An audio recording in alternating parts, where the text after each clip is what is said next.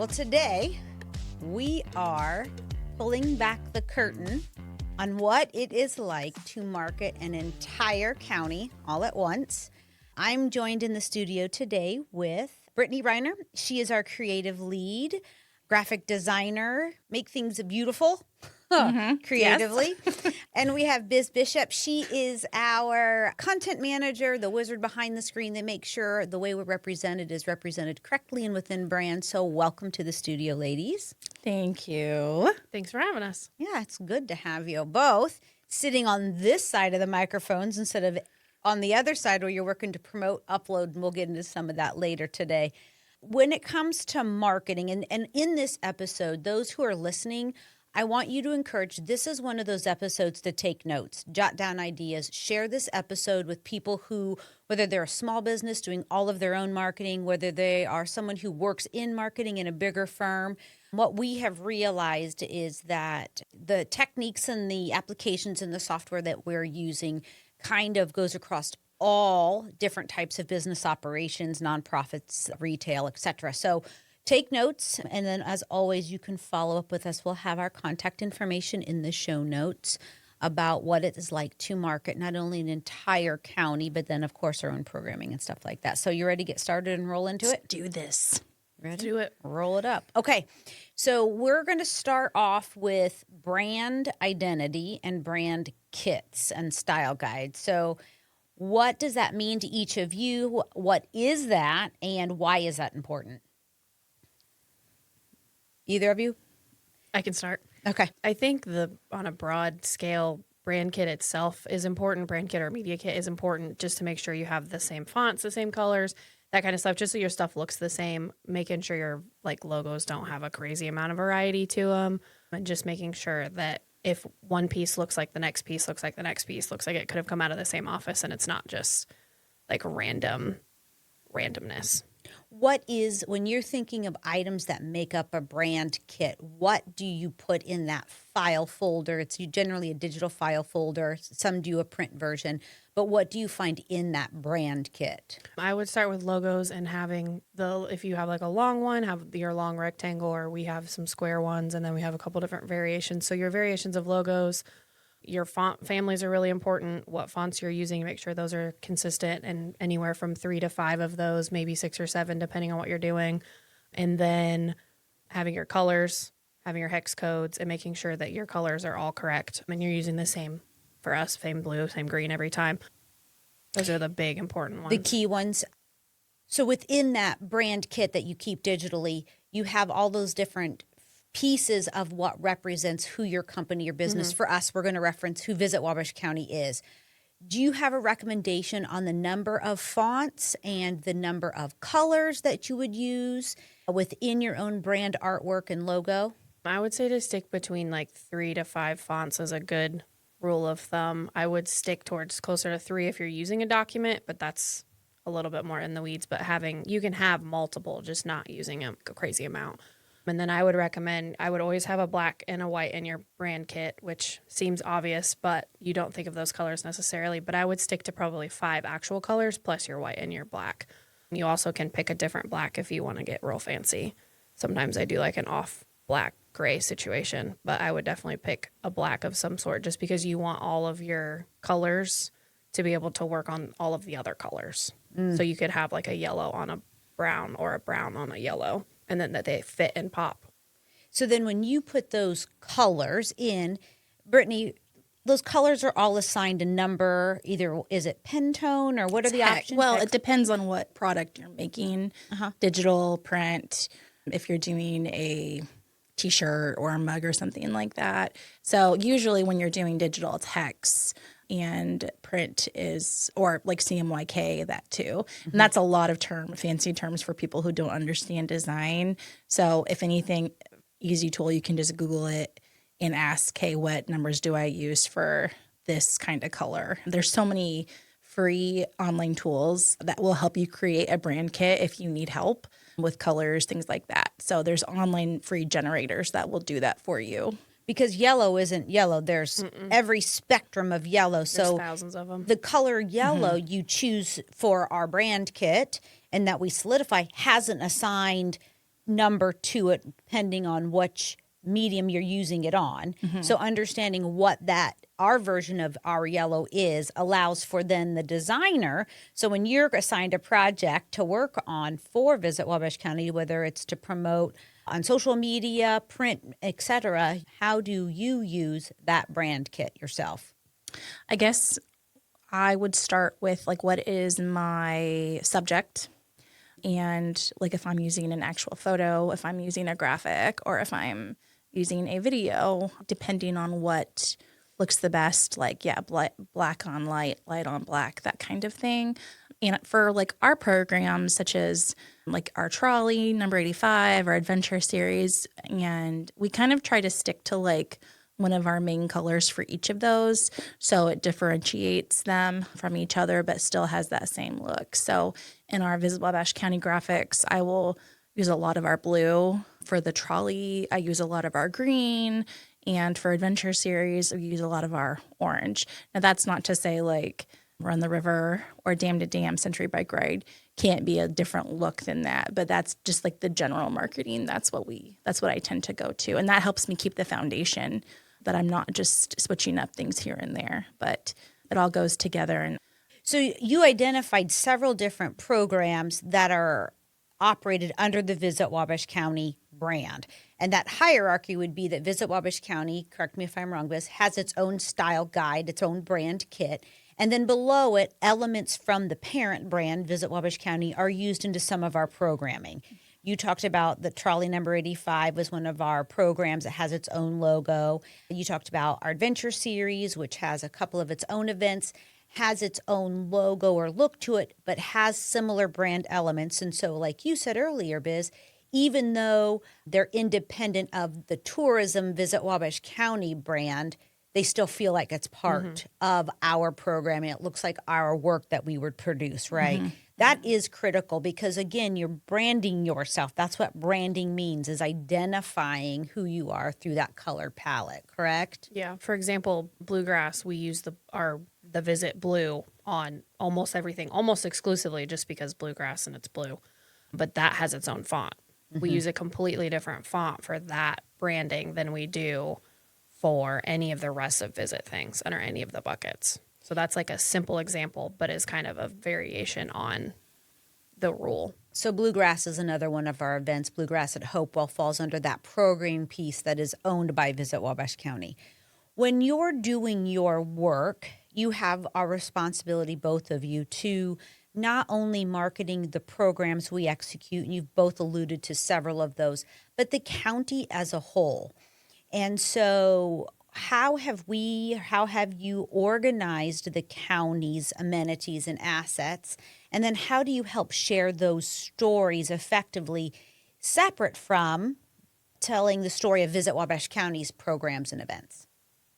well, I would say for social media, we are trying to promote more just of the county events like on our stories. And so that's something that's very easy to do and quick. And I mean, there's so many things that go on in this county, right? It's an active county. So when we go to our events calendar on our website, which is a great tool and resource for people if they would like to know something fun to do with the family this weekend or this throughout the week. Like I go there and I just think, oh my goodness, there's like 10 things going on this weekend in every single community. Like this is crazy. And so just to help get the word out, like our stories is something that I'm trying to use more of. And I think even though social media is a full-time job and there's so much to do, like you don't have to create a reel for every single thing. Like you can just share this to our story and that's it. That's all you have to do just to help like carry along the news and the burden. And so I think that's how we strive to be good partners and good support for those organizations and businesses that maybe don't have like the necessary tools or people on staff to do those things. And that's a really good point, talking about how we leverage that storytelling and using our stories as a piece of that across our social media. Biz, for you, you have a responsibility of managing the content of our website. And, you know, in my perspective, and I say this outwardly, and I think you both would agree, your website is the foundation for everything of who you are and what is going on. It is where people are most going to go. It's your roots. I always describe marketing kind of like a house. And before you build up the first floor and the second floor, your print material and your social media marketing, the foundation is that website. That's where you're sending everyone to for more information, and that's where you're linking back as well, and it tells who you are. So looking at ways we share and market an entire county, how do you use the website to do that in itself? And it's ever-changing. So the comment on the website, yes, making sure that everything's updated. That's the big thing. You can have a foundation, but if it's not current, then you're sending people to a place that either isn't there anymore or it's moved or the business hours are different. So, and business hours are a whole can of worms to open with keeping those correct or not correct, but they're important. And it's a full-time job to keep them current. But I would say marketing the county as a whole, I use the website as if we're going to highlight, okay, here's some places to stay, okay, it's snowy and gross outside. Here's some places to stay in, and being mindful of I might not think about all of the locations that we have because I'm not thinking about them all off the top of my head. But then if I go on the website, I can be like, yep, this is where all the places are. And sometimes I will be reminded of assets that we have that are not necessarily in a community that I'm in all the time, or I just don't think about. And it's there. It's right there in front of my face. You also take the website and you keep it dynamic so it's not static. And I think that's important to listeners is once you build an engaging website, you don't just dust it off and say, okay, I'm done. You're constantly in it. One, sounds like to make sure it's accurate. And then two, you find ways to keep it dynamic and it's constantly being updated. And so what are a handful of ways from the homepage to blogs are you leveraging it being refreshed almost, not if it's not weekly, just in regard to, or daily even for updates, but just at least at the minimum monthly? How are you keeping it refreshed? So we have a page on our homepage that's just a listing that's called Voted Must Do, and it has a wide variety of things to do in the county. We try to keep some things that are all month that are not just, okay, it happens on December 2nd and then it's done, but like some of the stuff that'll be all month, or maybe some family-friendly things, or like this month I have a listing of here's all the places to do stuff with Christmas and Santa for the family. So something just as simple as that, but also not simple as that because there's 35 of them and it's only December 1st. So I make sure to keep that full. And then I also will highlight some places maybe that are doing some dining specials, or like when the drive-in opens, I will put on here's the drive-in and here's the first couple weeks of movies, just some of that stuff that keeps it fresh and current. And also if you're going to go nowhere else on our website, just go to the homepage and that'll give you a pretty good snapshot of some things that are happening. I'm not saying it's all encompassing because it's not, but it'll give you a snapshot of some of the things that are happening. And then also updating blogs and making sure that like the blogs are up at the top of the page and that those get moved around, because you don't want to blog about like spring activities happening in December. And some of that stuff, like you kind of have to rotate through just because it's not always current. And some of our blogs are very specific about like an event that's coming up, or most of the time they are very specific on like, here's some more information on XYZ thing happening that are then like time sensitive and they kind of expire. With those blogs too, we're able to leverage that in SEO, search engine optimization. It also adds that element of being more discoverable through search engines. Is that correct? Correct. And I know specifically that Google, if you feed Google, it will feed you back. And it's hard to wrap your head on. Write that down, listeners. There you go. If you feed Google, it will feed you back. Okay. I probably would have worded it differently if you were going to write it down, but we're going with it full send. But and I know for sure Google does it just because I spend that much time in Google, but I know all of the other platforms will do it too. The more information, and every time that you are giving them more information, that they are like not literally checking a box, but are paying attention to, okay, they updated stuff, they're paying attention, their stuff's current, so your stuff's going to get pushed up higher. Our website is listed higher than some people's regular website just because of how much we put into our website and how often it gets changed. And Google's like, okay, they're changing it, so we're going to bump theirs up. Yeah. So that website content and keeping it updated and making sure that it stays fresh, that it has new updated listings even on the homepage, where I know we have a very active and engaged event calendar where not only you're adding events, but also we invite our community members at no cost, of course, to upload their own events. It's kind of the clearinghouse for all things going on and throughout Wabash County. And we'll come back and talk a little bit about Google Analytics. But while we're talking specific the website, another key thing I think about the website that we've tried to intentionally do is, Brittany, when we're working on our social media schedule, and you do so much more than just the social media, as Biz does so much more than just the website. But for this point of the conversation, for social media, we will do a lot of our posts that will link back to the website, correct? And when you're looking at social media, you have done a tremendous job of really doing a drill down on what is the current trend, what we're constantly needing to adjust. Visit Wabash County needs to adjust in their social media storytelling so that it gets seen, that it gets interaction. So you want to share a little bit about what you have recently found about social media, so that also about the different platforms and the best ways to engage or to utilize those platforms, and then some of the things that we've done to adjust based on that information. Sure. So one thing that I appreciate about the way we do our office is that we have, this is a good accountability tool for me, is that we monthly have to do board reports. And so I'm monthly checking our analytics on social media. So that actually is a really good regulated task that I do that keeps me on check with what's going on. I think this is a normal, informative fact, but for some people who don't know, people's attention spans just keep getting shorter and shorter, right? Like, that's not surprising with how much information overload we all have.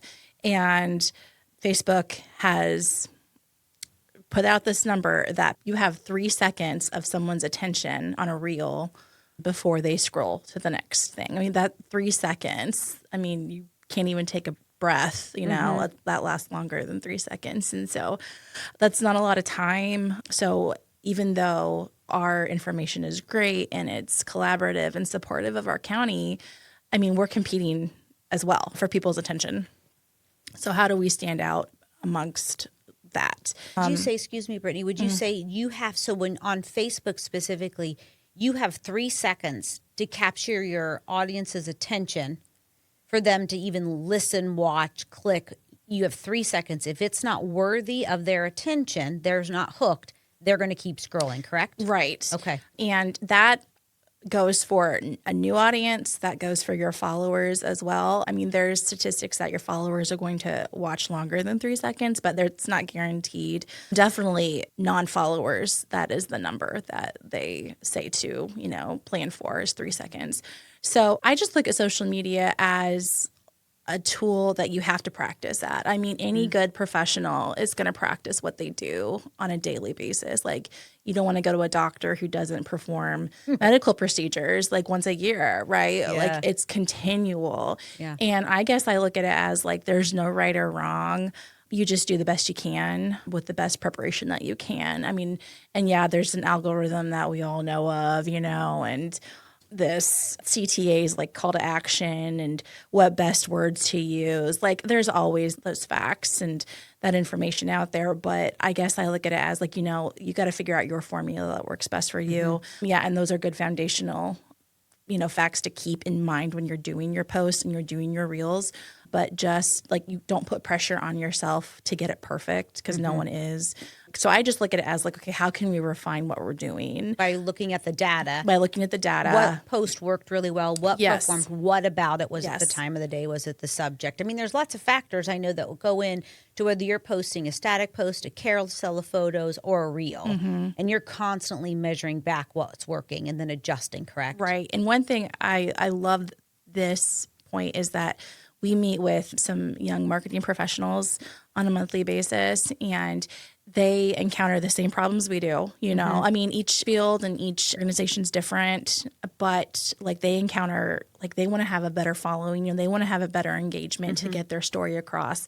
And so we bounce back off ideas off of each other. And one thing that we can all agree on is that the public, the community, relates to people in real stories.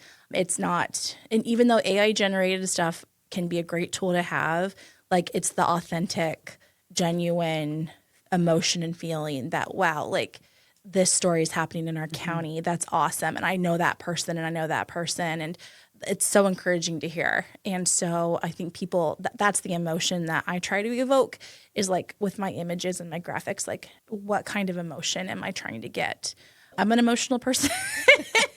No way. And even just like as a parent or as a woman or as a spouse or as a community member, like we all have, different things that connect to us. And I don't know, I just try to put myself in other people's shoes. Like, man, what would I want to know? What would they want to know? I don't know, and just go from there. Again, I don't think there's a wrong or right equation. Just do the best you can, do your research, and use what you have effectively. So that's great advice, but I keep hearing you say, but do the best you can, but look at your data and see what's working and adjust, refine and adjust. Right. So you use, many people, and it's okay, use Meta, which is the backside, is that the best way to explain? Sure, yes. Of Facebook and Instagram.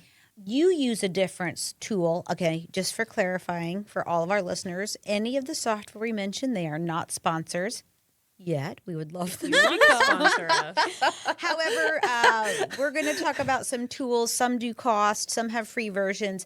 But you use a particular software, Britt, that you have found extremely helpful with being able not only to manage the 11 different social media accounts you do on behalf of Visit Wabash County, but in addition, so you're scheduling your posts, but you're also able to use that for better data tracking. What is that? And in a nutshell, what is the benefit of using it? Sure. So I use a online software called Sprout Social, and there are a lot of softwares out there that people can use for social media scheduling with free or like paid, packages. I have found Sprout Social to be the most effective and easiest tool for me as a social media professional. I'm not saying that this would be for everybody either, because you can get so into the nitty gritty, the weeds of, man, this is extreme in-depth reporting. How are you using it then? So you use it to schedule? I use it to schedule my posts. I use it to label my posts, and I use it to tag. So let's say I'm running a report for the month, and Christine, you come to me and ask me, okay, can I get a report on what our engagement was for trolley number 85 throughout the month? I can go into Sprout Social and run a report and put all these parameters in that will tell me exactly how many impressions we had, how many click-through rates that had on content that had anything to do with the trolley. And all that is all encompassing on every single channel. So it basically puts one big number in front of your face to be able to report back to your superiors and be able to tell you, okay, like we did really good in this. We did kind of not so good in this other category. Like, what does that tell us? Oh, people love the trolley and they want to know more information about the tours. I'll have static posts here and there about Wabash and the river, and we have a great Fellow Adventure series. But if it's a static informational post that didn't get as much, I'm like, okay, so what's this telling me? It's telling me that people want more than just one photo. Yeah. And they don't want just information. They want to be moved and they want to feel connected. And that I put that into like, okay, how can I change this up? And not that every single post is amazing. I mean, but as we've talked about this throughout the past year, and as we've kind of put into those parameters, we have seen differences for sure. And Sprout Social also not only allows you to schedule, but it sounds like it's a really easy software, or a software that makes it much easier to quickly pull reports in what you need, as long as you're using it to its fullest. Definitely. And we adopted Sprout Social pretty much since you joined the team. So we've had it over 2 years, and it's been something that you have found value in renewing and keeping. And so it's at just sproutsocial.com. Is that what the URL is? Yes. There are others out there. This is the one we have the most experience with. When you're thinking about Facebook versus Instagram, is Facebook Reels? Is Instagram Post? Are they both just Reels? If you had to choose, is it a balance of, or are Reels right now the most effective? Those 30-second. I think, again, asking yourself, what am I trying to get out of this content? If you need people to click on a reel or click on your caption, Instagram's not going to be the place to go. Or you can, but you don't want to rely on that as much. Facebook's definitely the more interactive tool to use and definitely has the more capabilities. You know, this is a general fact amongst marketers, but, you know, for the public, like, I mean, Instagram is known to be like, oh, this like carefree and uses artsy looking graphics and people who have perfect days when they get their cup of coffee and, you know, and they're getting dressed for the day and doing their makeup routines. And like, it's supposed to evoke just like connection, not necessarily interaction as far as like taking you to something else. You know, because Instagram, you can't have a hyperlink to anything. So, Right. and you have to add that links in your profile, which Yes. Facebook, I think I got another gnat bombardment. If I start choking, you all know why. I swallowed a gnat in here. But then with Facebook, they do have that hyperlink option that makes it much easier for your audience to engage and then lead back to, like we talked about, making sure that that foundational website piece is always up to date, right? Yeah, and what's easier about Facebook is that more people, more organizations and businesses have Facebook pages. Okay. Not everybody has an Instagram page. Christine, I think we need to share a story that you recently did. What's So I got this notification. I got this notification in the middle of the night. I'm like, what the heck? From Instagram. And it's like this bakery in New York State that says you tagged the wrong bakery. I'm in New York. And I'm like, what happened? And Christine had helped Manchester Alive with an event, and she tagged a bakery from New York. The baker's daughter in New York. Yeah, Instead of Manchester. that's right. I was trying. I was So trying. Because she doesn't have an Instagram. And I'm like, well, okay, so sorry. So that listen. Make sure you tag the right people. Okay, so let's talk about that real quickly. When it comes to user handles, one of the things I know that you both are very particular on is making sure that our cover photo and our profile photo match our brand. It's not constantly changing. So let's just talk about it. So this baker's daughter, how am I supposed to know which one it is? Just trying to be helpful. You're welcome, New York. So would you both say that it is hyper important, going back to that brand and style guide and those media kits, making sure you're following that for those exact reasons. So if you are going to tag or someone is going to tag you, they know they're tagging the correct one. Does that sound? Yeah, the picture is teeny tiny at the bottom of, and like if you're tagging somebody in a story on a phone, it's like a quarter of an inch. Almost impossible. Yeah, and you have like 3 letters to try and I think figure it's it out. like 35 pixels by 35 Yeah, pixels. which is nothing. It's extremely Nothing. small. Like Yeah. smaller than my It's something like pinky that. nail. Yeah. So we talk a little bit about how we're leveraging tools like Sprout Social. Google Analytics is another key free tool that people can use. And again, this does not matter, and you can help clarify some of this, because you have become such a great studier of Google and have chosen to dive in on your own and have grown your knowledge base living in that Google Analytic world. It does not matter whether you are a privately owned gas station like JM Reynolds Oil, our official fuel provider of trawler number 85. They do get the, They are a We love sponsor. J.M. Reynolds. they do get the You're props. amazing. Or whether you're the City of Wabash, who we also Who love. also We is love a the City of sponsor. Wabash. Just keep listing them. They're You're amazing. right. And we have so many. Or you're a retailer, or you're a nonprofit organization. How is Visit Wabash County using Google Analytics? You have to first get Google Analytics hooked up to your website. Correct. Does it matter if you have a WordPress website, a Weebly, a Wix? It doesn't matter. How do you first go about making sure that your website is integrated with Google Analytics? So Google Analytics, getting into it is there's a code you have to get from Google Analytics to put into your website. I do not know that off the top of my head. It was already set up when I got here, but most people that I know of don't do their own website to that degree. And then you just get that tag to the web developer. And our web developer knew how to do it probably in his sleep. So it's not hard. And once it's set up, it's set up.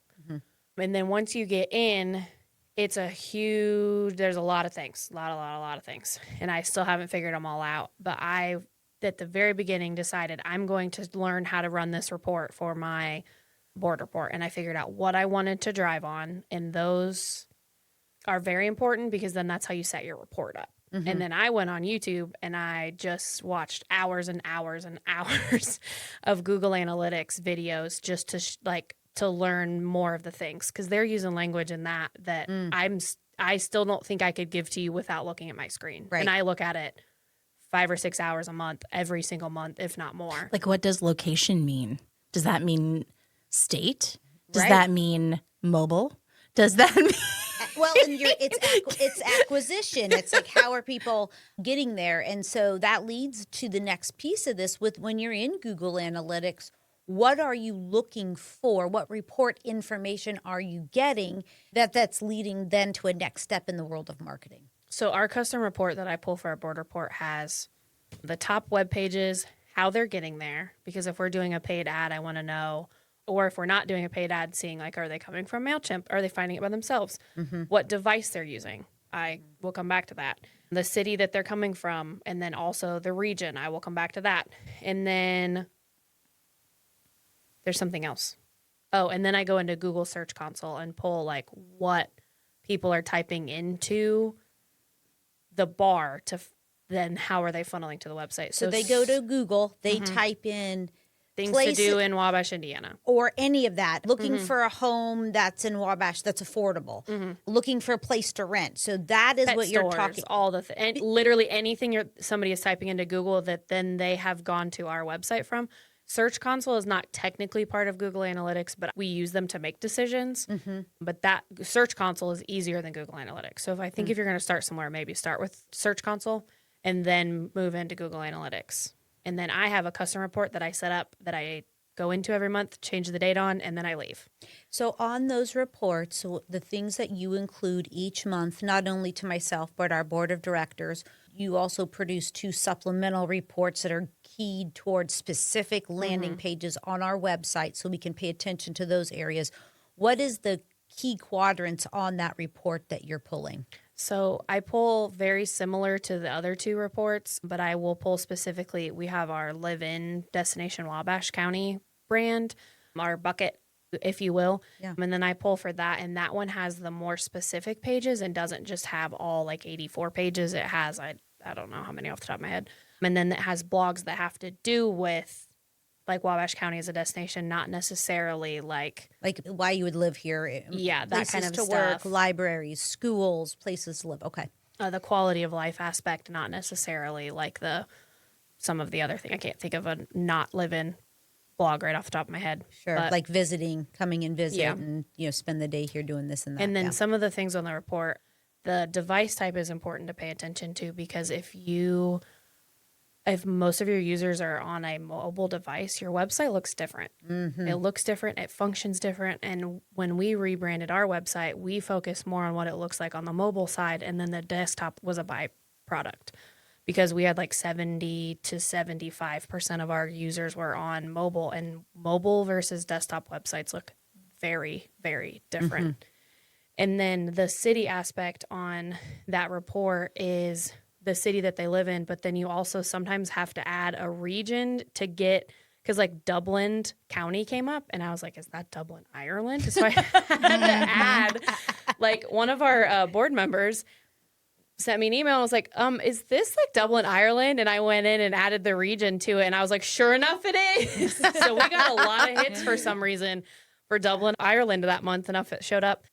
But I would just say some of that stuff, we've been able to use decisions like that. So I might be stepping ahead of what question you're getting ready to ask. But we noticed that we got a lot of foot traffic from J&K Megapets because they have a Facebook page, but not a traditional website. So we were able to make a decision based off that reporting that we were getting a bunch of foot traffic from J&K Megapets. Yes. J&K Megapets only has a Facebook page, and they don't have a traditional website. So Google is funneling them to us because back to we fed Google, they feed us. Right. So we decided, I don't remember how many years ago this was, probably, it might have been the first year that I was there, a couple years ago, that how do we as a tourism office partner with the best pet store probably in the country, let alone in the state? And firm believer we of would that. vote that as truth. Yes. It's the best pet store ever. Their staff is amazing. They have everything you need and more, and they're just amazing. But we were like, how do we make a marketing campaign out of this? Yeah. So we decided to partner with them for a Halloween pet costume contest. And we went in and got this big package with them. We bought some of it. They donated some of it. And then every year it got bigger. And it was just like this fun way to get some engagement. And Who doesn't love their pets too? So that's like one of the biggest, seeing get a your wiener heart dog going. dressed up like a hot dog. I mean, Well, and you talk about, you recognized right away in Google Analytics that J&K Megapet is leading viewers, customers, website hits to our website. I think top 10 for more than a year. And so then we decided, let's grab Britt, let's do a social media marketing campaign that not only highlights J&K, but also leverages that audience that we're already garnering through a relationship just because we have such great information listed on our website. And we did that. And then so you talk about one of those campaigns. We use that campaign not only to thank J&K Megapet, they are great partners in our community, but then how did you use that to drive engagement or drive followers to our social media? Britt? Well, this past time that we did it, I kind of incorporated my own children to the social media. Which is clever because you knew reels. You knew authentic, right? It wasn't just AI generated. It was real and authentic. Right. And adorable. And and our own dog. And so, and I think we've kind of had this joke, like the staff kids always get pulled into stuff when we don't know what to do, or we just we need somebody.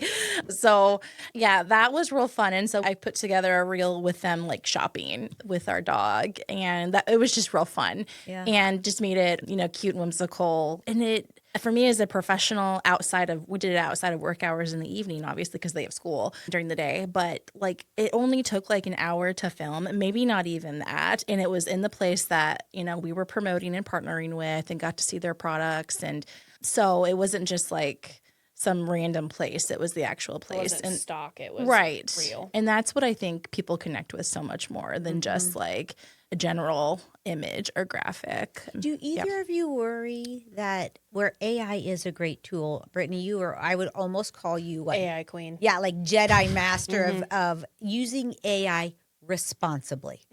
I would emphasize that piece of it.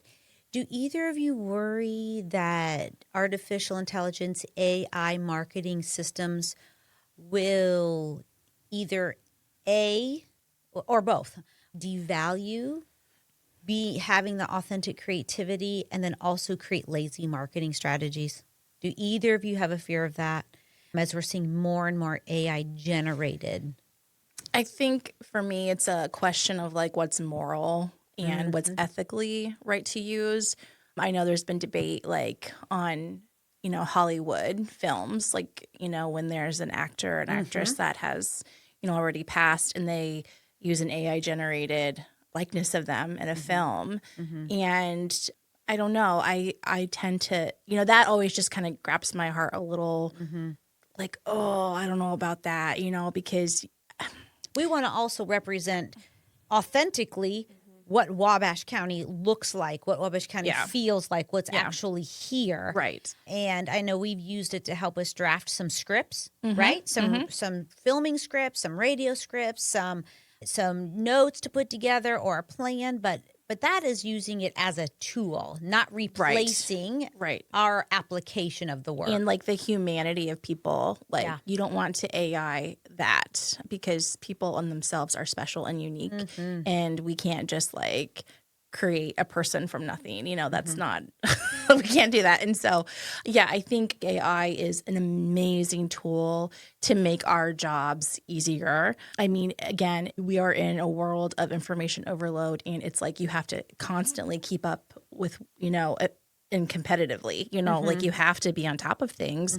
And I think AI has helped me as a marketer to be more organized, to help me think about things differently. And now, just because I ask it a question, hey, can you help me come up with a campaign, or what should this campaign look like, doesn't mean I take it at face value. You don't just copy paste and this is No. exactly what it is. Yeah, and I would. You're allowing it to That's like the challenge big you. like red button for people. Like, please don't do that, because we've seen multiple instances where it's gotten it wrong. And I mean, I'm not perfect. That's happened to me before, Sure. So, but like, as best as you can. I mean, it's a hard lesson to learn, but make it personal and don't take the humanity out of it just because it's a great tool. Like, you still have to use your voice, and like, you have power in that as a professional and just as a community member as well. And we've adopted AI policies in our employee handbook just to be proactive and to set those standards for Visit Wabash County and the way we represent our artwork, the things that we produce and put out, to make sure that what we stand behind what we're doing and that it stays true to Wabash County as a whole and what role we have and responsibility we have to represent it as a whole. Both of you play such a critical role in the operations of Visit Wabash County, because not only are we responsible for promoting a county as a whole, and our county is so unique because it's not just one thing. It's arts and culture, it's history, it's entertainment, it's outdoor sports and recreation. There's a lot of dining, a lot of places to stay, a lot of retail and local shopping and bakeries and events and festivals and parades. And so it's a very active county as a whole. And in addition to, you are both responsible for then marketing Visit Wabash County's own programs and events. And so one of the tools that you both leverage to use to stay organized, and is also not a sponsor of this podcast. Wouldn't that be amazing, though? Like a national... Yes, is ASANA. And we both have, all three of us use that a lot internally and then independently. So we'll just start over here with you, Biz. How are you using asana.com for the way that you manage and why it's important? And then we'll switch over and ask Brittany the same thing. Asana runs my entire life. And that is spelled ASANA. Yep. And we can have links in our show notes to each of the programs and softwares that both Biz and Brittany have mentioned. If I miss one, feel free to shoot me an email. So go ahead, Asana. So Asana runs my life. If it's not in Asana or in my Google Calendar, it likely doesn't happen. Yeah. But I like the fact that I can set things. I will sit down. I actually have already sat down for next year and done most of these. But I'll sit down towards the end of our year when things start getting light. And then I will set, here's all the dates for press releases for the year. Here's when things go on sale. Here's where roughly I think I'll probably have a MailChimp go out or an email blast. So some of that stuff I can set and then forget it. And I don't have to think about it again until it comes in on my calendar. And it's like, hey, this is your task for today. And I have it set to where it'll give me a list of here's everything that's due today. Here's everything that's due tomorrow. Just like here's where kind of your week is. And I also like the ability that I can just drag and drop. So if I didn't get something done today and it really needs to get pushed to next week, that I can just literally grab it and move it, and then it moves all of the things. And so it's a nice place, too, for what, if I'm hearing you correctly, for your task management, not only for your own tasks, but as tasks get assigned to you that you're responsible for executing, it's a great place to organize when it's due, when to start, and also for you to put notes as you're collecting information for you to execute whatever that task is, correct? It also helps cut down on internal emails a lot too, because you, Christine, will just go in and be like, okay, here's the task, but here's the details. Or if I have something that changes or Brittany needs a link for something, I will go into her task and just add it instead of having 50 emails back and forth that she has to then go track where I gave her that information. So I like that a lot too. And then the other thing we have set up that are like projects, like folders. So this calendar could be for print materials. This one could be for the podcast. This one could be for digital stuff, digital requests that are most of our stuff. So that allows us to go in, and it also, if we're sitting down in a meeting, we're like, okay, when do you need this due? And then I go to my Asana, like, well, I have 4 other things due between now and then. Can we maybe push that back? Or can some, Yes. So that allows you, and actually all of us, to work our time, like work our workload around what's happening. Right. So I like that too, because then I have a pretty good idea of what is happening in the next couple of days. And then honestly, in the month, if I wanted to look at it. And you can view it in different versions. You can look at it a list version, you can look at it as a calendar version, and you can look at it as project card. And so it gives you that freedom for you to leverage each project, or that's what we call our project folders. We have them separated in areas of focus for marketing, and it allows you to add your own tasks, and they're private and they're for yourself, but then they also allow you to add those public tasks, or I can go in and assign projects to you, and it isn't 15 emails back and forth and you're trying to search it and put it into folders and making sure the subject line is correct, which that could be a whole nother episode on how to effectively use subject lines in emails. Brittany, for you, for years, we had the free version of ASANA. You joined our team and you found a new feature. Now we do pay for a paid version. So there's a free version. It's great. Most people probably who have smaller teams could get away with the free version. But this paid version of ASANA, how are you using it? And what's the difference with this paid version too? Sure. So one asset of Asana that I love is it's something called a rule, and you can set rules up. So if I get assigned a task, it automatically creates another task for me or subtasks under that task that already have due dates and start dates on those. And so for me, I'm not just like getting a task assigned and then I have to create my own things. And this is mostly for continual projects and things like that. I am known to procrastinate some. You need a deadline. I do. You need a deadline. And I embrace that and I accept that. That's and right. I'm not gonna just say like, well, I struggle with timelines sometimes, but no, I totally do. My husband can attest to that. And so having tools to help me keep on track I think is a necessity. And I'm playing the age card right now, but I remember like in a marketing position that I had like 10 years ago, and we used like an editorial calendar and like a macro spreadsheet. Yeah. And you would update it like so you could see what you had for the week or for the month. And I'm like, this is so much easier and it's so much more effective. And you have that between everybody now. There's so many more, I don't know, it just, again, life is crazy, work is crazy. There's so many projects that go on. And I would say for any marketing professional, to find something like this that works for you to help keep your projects and tasks timely. Because one thing that has been kind of a hard lesson, but I'm glad I've learned it, is like to be timely in the things we do. I mean, I've never been in a position where there's so many things. This pot's cooking over here and this pot's cooking over here on the oven. And I'm like, you got to do this and you got to do that. And you're waiting for this over here. And you have to put this in the microwave. And I'm just like, ah! That's a pretty good analogy because that's what happens with you both in your work. You create, build out, send out for approval, proof, review, and then you move on to the next thing that you start stirring on the stove, but you've got this other thing still boiling in the back that needs to go out because it's got a deadline and you're waiting for these pieces. So you've started your part of it. And ASANA, I would agree, for me as the supervisor or the manager, for me, it's great because I can go in and also check on my team. And so, yes, there's an accountability piece to it. I think the bigger part for me, I hope you both agree, is I can look and see where the marketing team needs help. You know, how many tasks are coming up, and also be that filter of requests from other departments. So as other departments are requesting information from the marketing department, I can kind of help filter that, put it where it needs to be, loop you both in where you both need looped in or not. And if I run across something like, oh my gosh, this needs updated on our website, instead of that email, which I am guilty of occasionally, but I try really hard, is to go ahead and stick it in the website project folder and just let you know, hey, if you could get this updated and look and try to pay attention to what else you have going on, Biz, that you can get that done within the next 2 weeks or so. And the same with you, Brittany.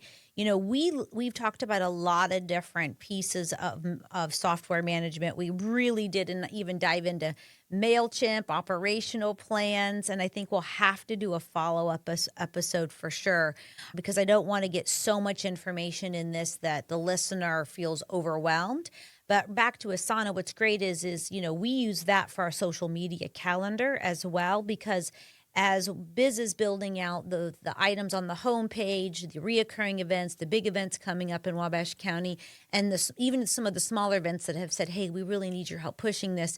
It helps feed that social media calendar, and we can see all the things that are going on. We can put the caption that's in the copy that's going to go with that social media post, or that needs to go on that print flyer, all in that same task, and use it as a way to stay organized, because you both do have a lot cooking at the same time, constantly, in addition to just moving your own workload forward, right? Just the things you're responsible for managing, maintaining, and pushing forward on your own. And, we need to sit down again and talk about some of these other pieces of marketing, because I want the listeners who are tuning in, and even if you're not super into marketing, I hope they get an appreciation in this small snippet of what goes into it with both of you and what you both are accomplishing, just the two of you together, and you're doing it well.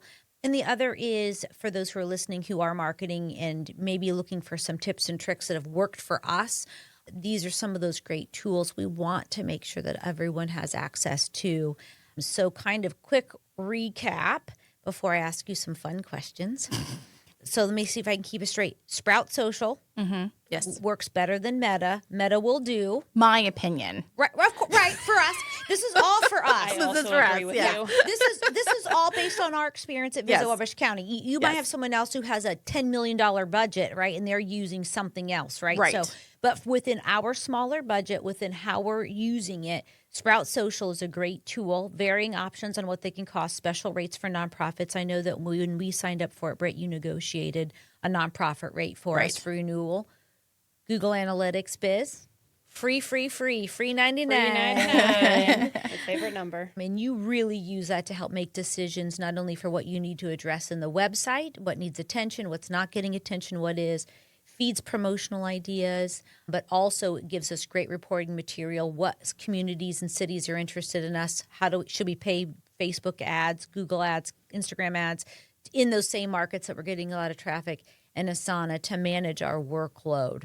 That is just 3 tools we use and 2 or 3 small areas of your guys' focus. And so I think we need to come and have you back. We didn't talk an 84-page Destination magazine.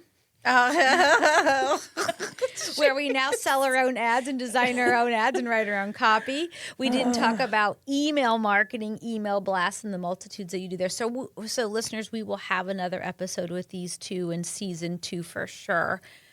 Really quickly, I want you guys to answer a couple questions for me, okay? So, Brittany, Man. you are a transplant. What brought you to Wabash County? Well, my husband and I, we are originally from Grant County. Yep. We lived in Swayze, and we had been in Wabash while we lived in Swayze. I worked at a place in Wabash, and so did he.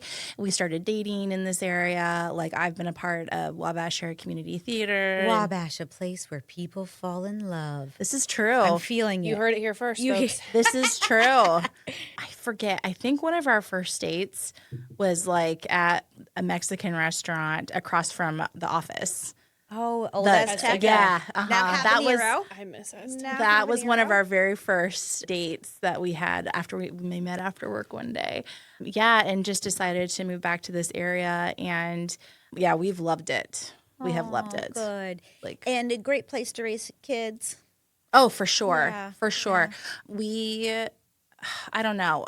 Again, I know this is a plug for the website, but we have so many things in this county for young families and not and free, Yeah, on a budget. For and sure. yes. And I would say one time my family, I wanted the kids to experience all the different communities, and we took them up to North Manchester and took them to the Center for History and just walked around downtown and just something that they could see a different part of the county. And just, I don't know, and this is so cliche, I know, but Wabash County really is the friendliest place. I lived in Indianapolis and other places, and there's just nothing like it. I mean, the Midwest is awesome, and Wabash County is number 1 awesome. Mm-hmm. So perfect. I mean, and I'm not just putting that plug in. It is the best place to live, I think. So I love the fact that you took your kiddos up to the Center for Oh, yeah. History. You know, Yeah. they have free admission. Visit Wabash County is a sponsor to help offset that with some other sponsors that you could go up there. Yeah. Okay. Elizabeth, how about you? I know that you are not a transplant, but you drug someone here with you I did. and reset those roots as you should. For me, it was not only is it the people, because that makes a huge difference. I can work anywhere. I can live anywhere. right. I can go out to eat anywhere. I can shop anywhere. But I like the fact that I can walk into Bella Zoe and I know Darcy and I know her staff and I know that she is a downtown staple and she's got some incredibly awesome things there. And I just know her, and I like, so that makes it a lot easier. The like shop local is like a hot topic right now, but it's like, it's a year round. Go do it. Go Right. go into a store that is a real human making a difference in a tiny area. And then I think the other side of that is I felt like I had the ability to not just be like a number in a community, that I had the ability to like make a change. But you moved away. I You were did. gone for a I while. made it all the way almost to Kentucky. So what shifted there? I was working for a company that I was just a number. I was clocking in, I was clocking out. I wasn't making a difference. I was a manager, and the employees didn't like what I was saying, and they didn't respect me, and I got tired of it. And I wanted to be able to come, like, and I knew what I left. I knew in my head what I left, but at 18, I had no idea that I would be coming back and be marketing the county, let alone doing it and loving it and like being here for a while.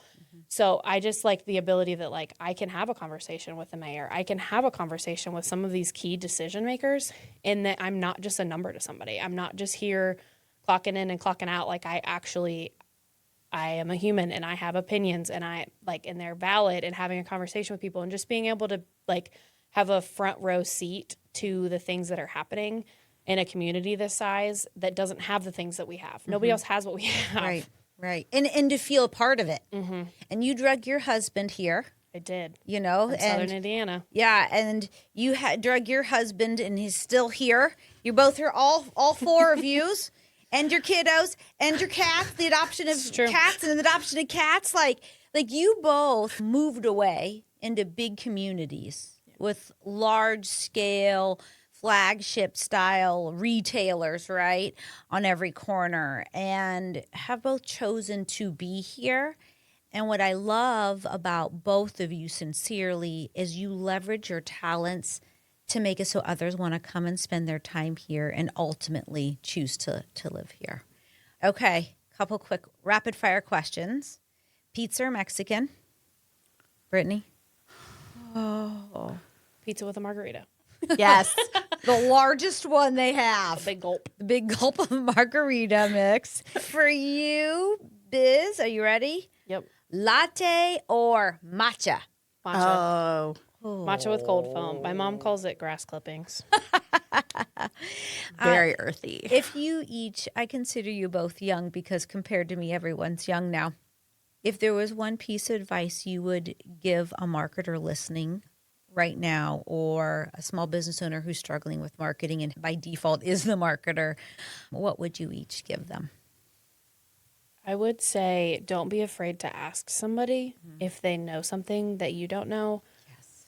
Because that's okay. Like I didn't get to where I'm at because I wasn't like, because I got to where I'm at because I asked questions. Right. And I'm not afraid to ask questions. And I oftentimes have either A, been given the answer, or B, been said, this is the correct person to talk to. And I think 10 times out of 10, the second person I've talked to, I have not had to go any further than that. And they've been willing to have a conversation with me. So that, Or you're going to the British guy on the YouTube. or I'm going to Dr. Google. That's right. There's a lot of resources online. That's one of the best things about 2025. The internet is in your pocket and it knows all the things. But So what I'm hearing from you, though, Biz, is take the risk to admit when you don't know, but then be determined enough to find it so you can know. correct. Yeah. Yeah. What about you, Brett? You stole mine. That's what I was thinking. Just point at her and go ditto. Ditto. I mean, I guess for me, as I look back on my time, just even out of college, I would say, even though it may feel personal don't take it personally. Oh, yes. The lady who has to design things based on everyone's feedback, whether they like it or not. Talk about rejection queen over there. Oh, man. Don't like that. Don't like that. I'm sorry I interrupted you. That's a great point. Yes. Yes. It's a hard lesson to learn for some people. Sure. And I think starting out, and I think it has to do with being a creative as well, because you take pride in what you do. Like you created this, you put this together out of your own like interest in your head, and your skill. And so I think naturally it is easy just to like be offended if someone doesn't like what you do or struggle with that. Sure. Some people may not, but I don't know. I guess I just look at it, my job now, more as I'm here to support my team. And if it's not what they like, then that's okay. Like we'll get to it. And so again, I think I've just, with my personality and how I kind of go with the flow and roll with the punches, like just having hope that like, okay, we'll get there. It doesn't always happen overnight. Like there's times where I'm like, man, I give you a design and you're like, nope, that ain't it. And I hope I use nicer words. I hope I'm like, we're getting closer. Because I am aware that you have put in so much work. But yes, I do sometimes have to. And that also is a learning. I don't have like a big reject button on my desk. Denied. The red, what is it on, what's on America's Got Talent? I don't know. The buzzer, the red buzzer, The whatever. X. You don't fall through a hole in the floor. No, and I think that's just learning too, like that everybody has an opinion, and that's completely fine. We know that. And it's just learning how to, okay, take this and that. And also, if you don't know what you're doing, ask. You mean on a project? Like if you weren't clear on the path to take on this assignment, go back and get what you need. We have that conversation a lot in the marketing department. Yeah.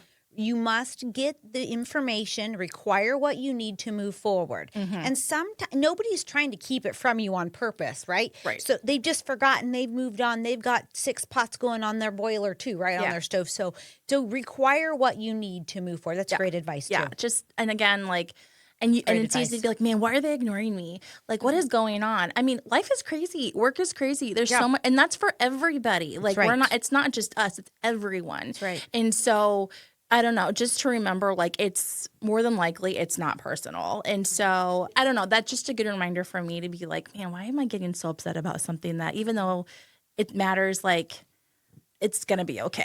At the end of the day, we all have the same intention to do our best and do well by others. Yes. In our work and what we're representing and what we're upselling and promoting as a Visit Wabash County's marketing team, for sure.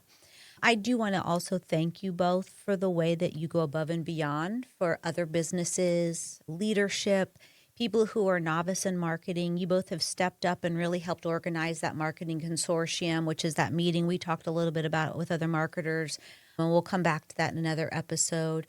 But you both have so much going on. And yet, if someone reaches out and has questions about Google Analytics, how do I switch and update the handle on my Instagram account? Or how do I schedule this? Or how do I make this reel or these tags? And you both are so willing to lend a helping hand up to someone, right? You're always willing to reach down and how can I help you get there and answer those questions with patience and with grace amongst your very heavy workload. So thank you both. Well, I love that. I love it when people stop by and they're like, hey, can you help me figure this out? Because I don't know, it's just for us, it's the relationship. And I think when you are open and vulnerable about that, like it makes my job so much easier. Like, man, like now I'm more invested in what they do and vice versa. So I don't know. I kind of think we have an open door policy when it comes to that. So. Well, and I also think that there's an opportunity to, like, I learned this. Why would I keep it to myself? Sure. Yes. Like, because we do have a lot of very, very small marketing teams in the county. That's right. Our staff of 2.5 is a very large marketing department in the county. That's right. And I don't know everything. You don't know everything. Brittany doesn't know everything. So it's like we had to figure it out somehow. So being able to just come in and be like, hey, I don't know this. Can you help me? Do it. Mm-hmm. Yeah. Help them. Help. And we want to see our businesses thrive.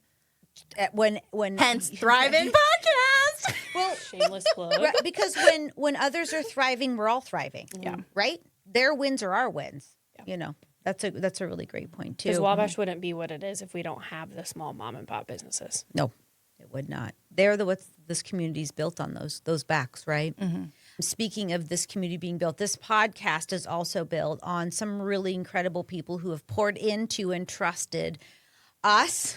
We didn't even get, we will get What a into responsibility. marketing a podcast, because that was another something new we all learned, the three of us together. Still learning. But our ability to have this studio to be able to market our podcast and use it as a leveraging resource, it comes at the hands of support from people like Lisa Gilman and her Lisa Gilman Investment Fund, the Sandra Kunkel Trust, Paperworks Industries, Mark and Amy Ford, the Community Foundation of Wabash County, the City of Wabash, and of course, us at Visit Wabash County make this podcast absolutely possible. And so we would be remiss if we did not thank them for their Subscribe. Yeah, rate, review. I thank you for listening today. Thank you for joining us in the studio, Biz and Brittany. Until next time, I'm Christine Floor, and this is the Thrive in Wabash County podcast.